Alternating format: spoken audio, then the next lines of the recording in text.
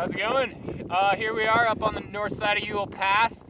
We just triggered a pretty sizable avalanche. We are just below the skin track, the trail, kind of testing out the waters, and saw some shooting cracks come out from one of my skis. The next thing you know, we have this whole thing break loose and slide.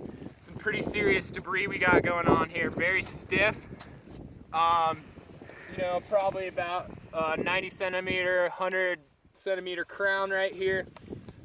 It initiated on these facets down here at the bottom of the snowpack. Pretty typical. And then even below that, we have this crust right here too. But yeah, this basically there's this faceted snow right here below this big slab, and then a lot of stiff snow on top of that. So just look at that, come right off. So definitely some interesting avalanche conditions out here. Pretty consequential if you were to get caught in a slide, so definitely be heads up. As you can see, we're right on the leeward side of a ridge line right here, and this problem is going to be more isolated to those leeward slopes.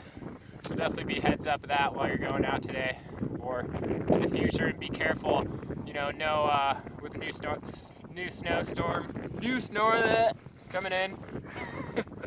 This is what's below that new snow that's going to be there by tomorrow.